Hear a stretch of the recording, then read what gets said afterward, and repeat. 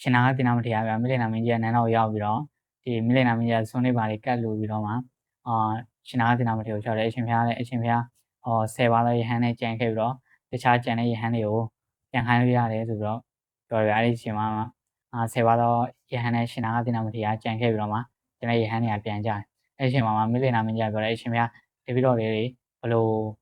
စကားတွေပြောကြမလဲပေါ့ဘာအကြောင်းပြောကြမလဲအဲ့လိုပုံစံမျိုးနဲ့မေးတယ်ဗျာအဲ့ဒီအချိန်မှာရှင်နာကတင်နာမတရားမြတ်တော်မင်းကြီးတဲ့ငါတို့တွေကအကျိုးလိုလာတဲ့ပုံကိုယ်တွေဟုတ်တယ်တဲ့အဲ့တော့အကျိုးရှိတဲ့စကားတွေကိုဆွေးနွေးကြမယ်ဆိုပြီးတော့ပြောတယ်အဲ့ဒီအချိန်မှာမိလေနာမင်းကြီးကအရှင်ဖျားဒီအရှင်ဖျားတို့ကယဟန်ဘာဖြစ်လို့ဝိတာလဲဆိုပြီးတော့မေးတယ်ယဟန်ဝိတာကဘာမြတ်တယ်လဲဘာအကျိုးရှိလဲအဲ့လိုမျိုးပုံစံမျိုးမေးတယ်ဗျာအဲ့ဒီအချိန်မှာရှင်နာကတင်နာမတရားတဲ့ငါတို့တွေကဒီအခုရှိနေတဲ့ဆင်းရဲဒုက္ခတွေကိုလည်းချုပ်ဖို့အတွက်နောက်အတိတ်ဖြစ်မဲ့ဆင်းရဲဒုက္ခတွေလည်းမဖြစ်ဖို့အတွက်နောက်လည်းမဖြစ်ဖို့အတွက်အခုဆင်းရဲဒုက္ခလည်းချုပ်ဖို့အတွက်ငါတို့ရရဟန်းပြုတယ်ဆိုတော့ပြောတယ်အဲ့ဒီအချိန်မှာနေနာမင်းကြီးအရှင်ဖျားနဲ့ဒီရဟန်းပြုတဲ့လူတွေအားလုံးကဒီအကျိုးလိုလားပြီးတော့ရဟန်းပြုတာလားဆိုတော့မေးတယ်ဗျာအဲ့ကြတော့ဒီရှင်နာကတင်နာမတရားဖြစ်တဲ့မဟုတ်ဘူးမင်းကြီးတဲ့ဒီတချို့ပုဂ္ဂိုလ်တွေကနိဗ္ဗာန်အကျိုးကိုလိုလားပြီးတော့ယဟန်ပြုတယ်တချို့တွေခါကြတော့မင်းတွေနှိပ်စက်လို့ဆိုပြီးတော့ယဟန်ပြုတယ်တချို့တွေကခါကြတော့တခိုးဓမြတွေနှိပ်စက်လို့ဆိုပြီးတော့ယဟန်ပြုတယ်ပြန်တချို့တွေခါကြတော့ဒီကိုယ့်ရဲ့အတ္တမူဝမ်းကြောင်းဖို့အတွက်ဗျာယဟန်ပြုတယ်ပြန်တချို့တွေခါကြတော့ဒီအကျွေးတွေတင်တယ်ဗျာအကျွေးတွေမဆက်နိုင်လို့ဆိုပြီးတော့ယဟန်ပြုတယ်အဲ့လိုမျိုးအမျိုးမျိုးတွေရှိတယ်ဗျာယဟန်ပြုတဲ့လူတွေအမျိုးမျိုးရှိတယ်ဒါပေမဲ့ဒီနိဗ္ဗာန်ကိုလိုလားပြီးတော့ယဟန်ပြုတဲ့လူကမြတ်သောယဟန်ပြုတဲ့လူပဲဆိုပြီးတော့ပြောတယ်ဗျာအဲ့ဒီမှာမိနာမင်းကြီးလည်းအရှင်ဖျားရောဒီနိဗ္ဗာန်ကိုလိုလားပြီးတော့ယဟန်ပြုခဲ့တာလားဆိုတော့မေးတယ်အဲ့ဒီမှာနာဂတိနာမထေရမင်းကြီးတဲ့ငါဒီယဟန်ပြုတဲ့အချိန်မှာငယ်တယ်ပေါ့ငယ်တာဖြစ်တဲ့အတွက်ငါနိဗ္ဗာန်အကျိုးရည်မှန်းပြီးတော့ယဟန်ပြုရမယ်ဆိုတာငါမသိခဲ့ဘူးတဲ့ငါအဲ့လိုမျိုးမသိခဲ့ဘူးပေါ့နောက်မှဒီဆရာသမားတွေပြီးတိုင်းသတင်းသုံးဖောက်တွေကပြောလို့ဒီလိုမျိုးနိဗ္ဗာန်အကျိုးအတွက်ဆိုပြီးတော့ယဟန်ပြုရမယ်ဆိုတာသိတယ်မြင်တယ်ဆိုတော့အဲ့လိုမျိုးပြောတယ်အဲ့ဒီအချိန်မှာဒီမိလင်နာမင်းကြီးကလည်းကောင်းပြီဆိုပြီးတော့ဝန်ခံတယ်နော်မိလင်နာမင်းကြီးထပ်ပြီးတော့မိတယ်အရှင်ဘုရားနဲ့တချို့တော့ပုံကိုယ်တွေကတေပြီးရင်တဖန်ပဏိတတိမနေတော့ဘူးလားဆိုတော့မေးတယ်ဥမာပြန်ပြီးတော့မမွေးတော့ဘူးလားဆိုတော့မေးတာနော်အဲ့ဒီအချိန်မှာရှင်နာကတင်နာမထေရလည်းမင်းကြီးတဲ့တချို့သောပုံကိုယ်တွေကတဖန်ပြန်ပြီးတော့ပဏိတတိနေတယ်တချို့သောပုံကိုယ်တွေကတဖန်ပြန်ပြီးတော့ပဏိတတိမနေဘူးဆိုတော့ဖြစ်တယ်အဲ့ဒီအချိန်မှာမင်းကြီးကလည်းအရှင်ဘုရားဘယ်လိုပုံကိုယ်တွေကတဖန်ပဏိတတိနေလဲဘယ်လိုပုံကတဖန်ပဏိတတိမနေဘူးလဲလို့ဆက်ပြီးတော့မိတယ်အဲ့ဒီမှာရှင်နာကတင်နာမထေရမင်းကြီးတဲ့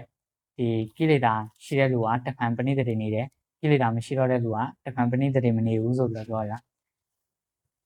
အဲ့ဒီမှာမိလင်နာမင်းကြီးဆက်ပြီးတော့မိတယ်အရှင်ဘုရားတဖန်ပဏိတတိနေဦးမှာလားဆိုတော့မိတယ်အဲ့ဒီမှာဒီရှင်နာကတင်နာမထေရမင်းကြီးတဲ့အကယ်၍ငါ့စီမှာဥပဒံရှိတယ်ဥပဒံဆိုတာကအစွဲလန်းပေါ့ဆွဲလန်းနေတယ်ဆိုရင်ငါတဖန်ပြန်ပြီးတော့ပဏိတတိနေမယ်တကယ်လို့ငါ့စီမှာအဆွဲလန်းမရှိတော့ဘူးဥပဒံမရှိတော့ဘူးဆိုရင်ငါတဖန်ပဏိတတိမနေဘူးဆိုပြီးတော့ဖြေလိုက်တယ်အဲ့ဒါကကြတော့ဒီယဟန္တာလေးဆိုရင်ညာ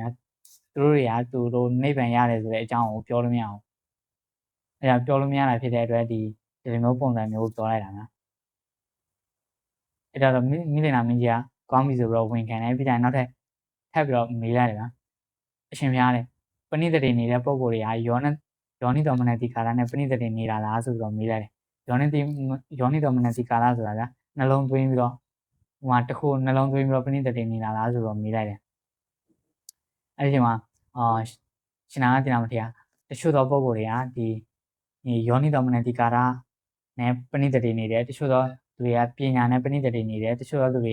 ကပညာမဟုတ်တဲ့ဒီကုသိုလ်နဲ့ပဏိတတိနေတယ်ဆိုတော့ဖြေလိုက်တယ်အရှင်များအဲ့ဒီချိန်မှာဗျာယောနိတော်မနတိကာလဆိုတာကကျတော့ဗျာနှလုံးသွင်းတာပေါ့ကောင်းဒီဘယ်လိုမျိုးလဲဆိုရင်ကျွန်တော်တို့တကယ်လို့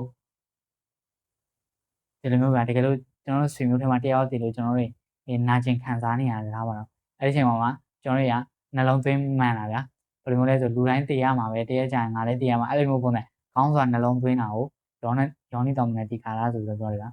အဲ့တော့ယောနိတော်မနတိကာလနဲ့ပညာနဲ့ကအတူတူပဲမဟုတ်ဘူးလားဆိုတော့မိလင်နာမင်းကြီးကပြောတယ်အဲ့ဒီချိန်မှာရှင်နာကတင်နာမထေရမဟုတ်ဘူးယောနိတော်မနတိကာလနဲ့ပညာနဲ့ကမတူဘူးယောနိတော်မနတိကာလတရားတစ်ခုပညာတရားတစ်ခုသူတို့ကမတူညီဘူးဆိုတော့ဖြစ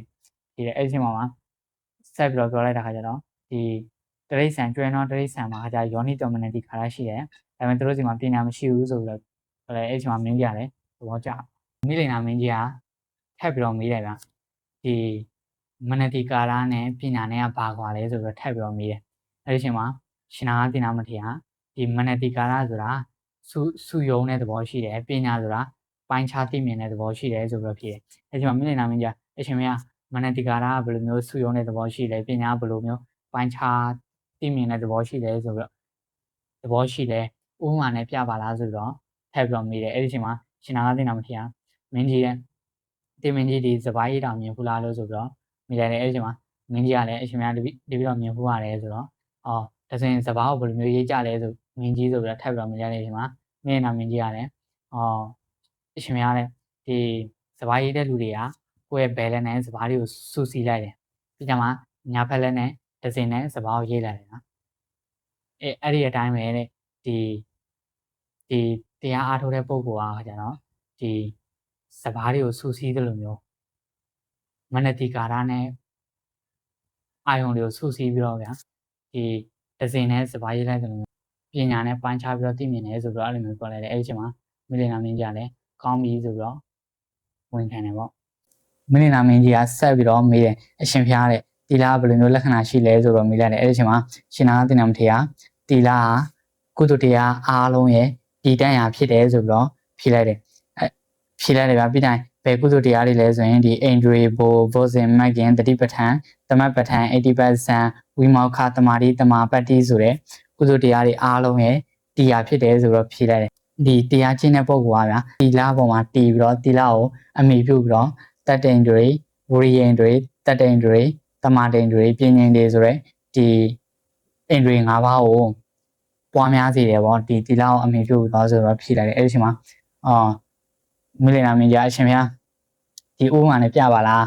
ပို့ပြီးတော့နားလဲလွယ်အောင်ဆိုပြီးတော့ပုံစံမျိုးနဲ့ပြောတယ်ရှင်နာသင်္နာမထေရလည်းမင်းကြီးတဲ့ဒီမြေကြီးကိုအမိပြုပြီးတော့မျိုးစေ့တွေအားလုံးကဒီအမြင့်တွေပင်စီတွေအကိုင်းအခက်တွေအရွက်တွေအဲ့လိုမျိုးပွားများတယ်ပြီးတိုင်းပွားများတယ်လားအဲ့ဒီအတိုင်းပဲဒီမျိုးစေ့တွေကဒီမြေကြီးကိုအမိပြုပြီးတော့ပွားများသလိုမျိုးပဲဒီကုသိုလ်တရားတွေအားလုံးကလည်းတီလာကိုအမိပြုပြီးတော့ပွားများကြရတယ်ဆိုပြီးတော့ဖြစ်မင်းကြီးကထပ်ပြီးတော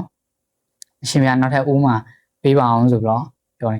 ့ပြောတယ်မိလိန်နာဒီရှင်နာသင်္နာမထေရမင်းကြီးတဲ့အမှုလုပ်တဲ့လူတွေအားလုံးကမြေကြီးကိုအမိပြုပြီးတော့အမှုလုပ်တာလား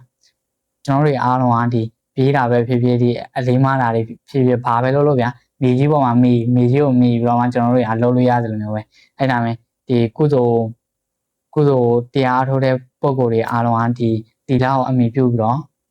့ကုသိုလ်တွေကိုပွားများရတယ်ဗျာမိလိန်နာမင်းကြီးဆက်ပြီးတော့မြင်အရှင်ဘုရားနောက်ထပ်ဥပမာပေးပါအောင်ဆိုပြီးတော့ပြောတယ်ရှင်နာသင်္နာမထေရလည်းမင်းကြီးရဲ့မြို့တီဆောင်မယ်ပိသုကပညာရှင်လက်သမားတွေကအရင်ဆုံးမြို့ဗျာကိုဆောင်မယ်နေရာရဲ့မြေကြီးကိုအရင်ဆုံးတီးရတယ်ဗျာကျိုင်းရှင်လည်းဖို့တာတို့တောင်လိုမျိုးအဖို့တွေရှင်လည်းအဲ့ဒါကိုညှိလိုက်တာတို့လုပ်ရတယ်ပြီးတိုင်းဒီပင်စီတွေပါတယ်အဲ့လိုမျိုးအညောင်းခလုတ်တွေပါတယ်ဆိုရင်လည်းအဲ့ဒါဖယ်ပြရအောင်ပေါ့အဲ့ဒီတိုင်းအားလုံးမြေကြီးကိုညှိရတယ်လို့မျိုးပဲအဲကြောင့်မှအဲ့မြေကြီးပေါ်မှာဒီမြို့ကိုတီရတယ်လို့မျိုးပဲအဲ့ဒီတိုင်းပဲဒီကုသိုလ်အားလုံးလုပ်တော့မယ်ဆိုရင်တီလာပေါ်မှာကျွန်တော်တို့ကကုသိုလ်တရားတွေကိုတီးစေတယ်နော်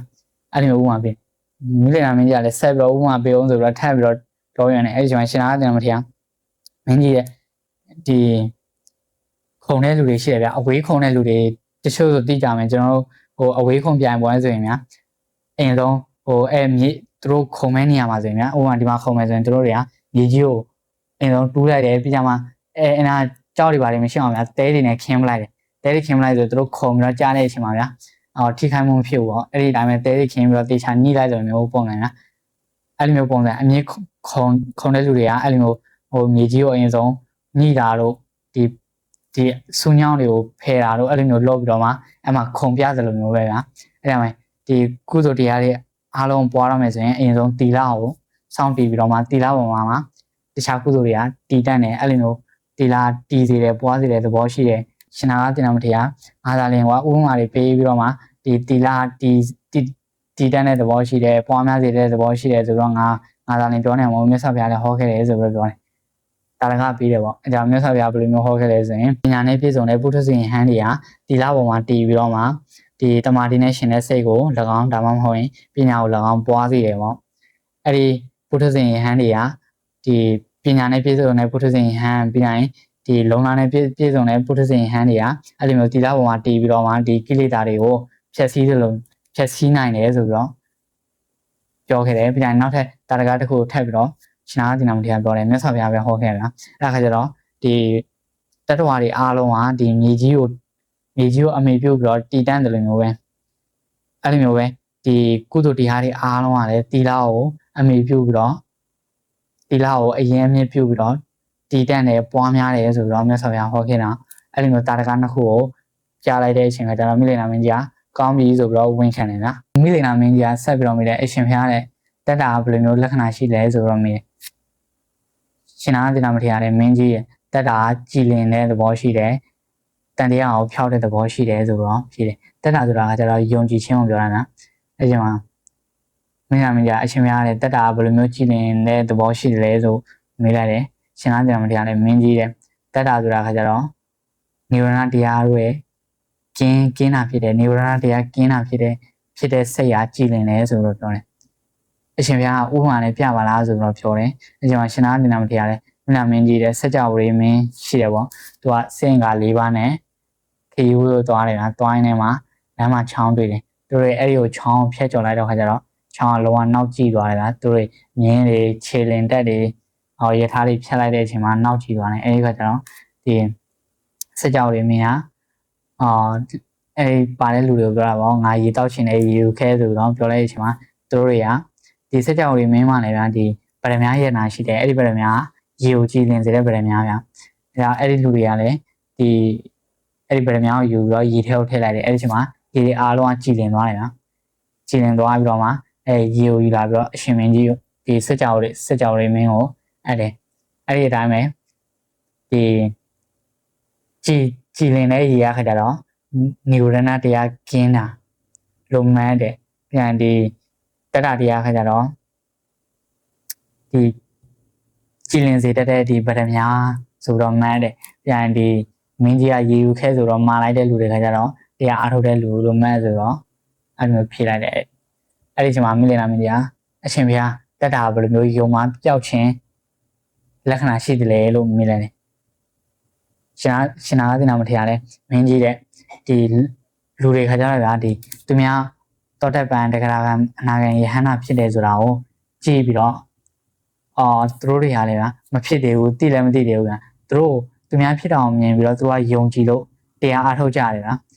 အဲ့ဒီအတိုင်းပဲယုံမတန်တရားပျောက်တဲ့သဘောရှိတယ်ဆိုပြီးတော့ယုံမတန်တရားကင်းတဲ့သဘောရှိတယ်ဆိုတော့ဖြစ်တယ်အဲ့ဒီအချိန်မှာမင်းနာမကြတယ်အရှင်ဘုရားလည်းဥပမာနဲ့ပြပေးပါအောင်ဆိုပြီးတော့ပြောတယ်အဲ့ဒီမှာရှင်နာသီနာမထေရကြီးတဲ့ဒီလိုလူတွေကဒီမြစ်ကိုကူးဖို့အတွက်မြစ်ရေနဲ့လားပြန်ရေစီးတန်လားဆိုတာသူကစောင့်ကြည့်နေတယ်ကြောက်ကြတယ်မကူရဲဘူးဟောအဲ့ဒီအချိန်မှာလူတယောက်လာပြီးတော့တော့သူရဲ့အဆောင်ကိုပြမယ်ဆိုရင်လည်းမြစ်ကိုကူးပြီးတော့ပြလိုက်တယ်ဗျာအဲ့ဒီအချိန်မှာလူတွေကလည်း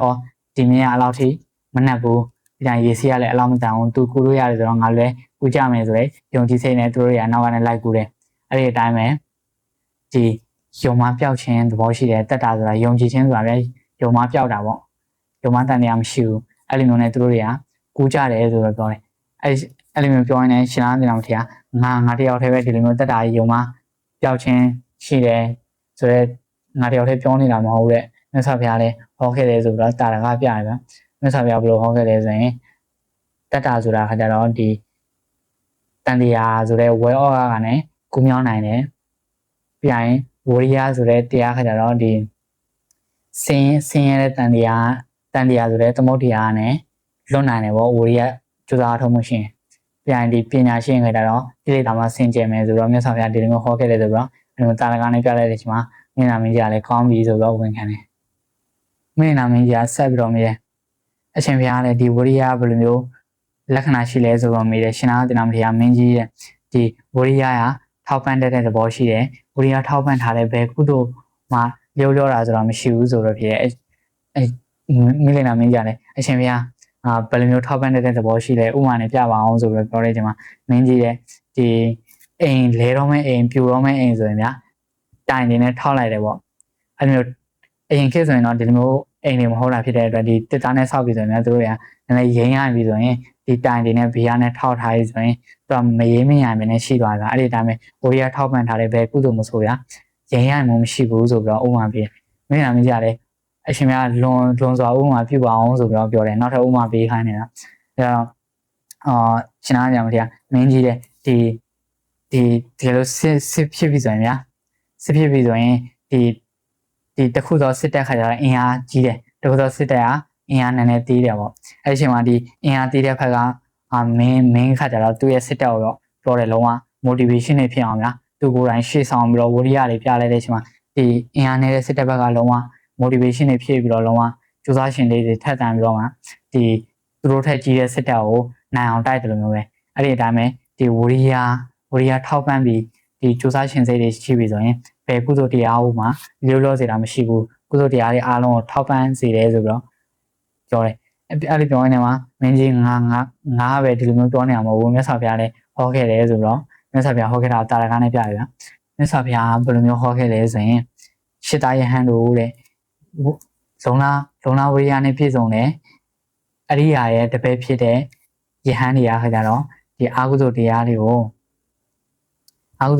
စွန့်တယ်ကုသိုလ်တရားတွေကိုပွားများစေတယ်အပြည့်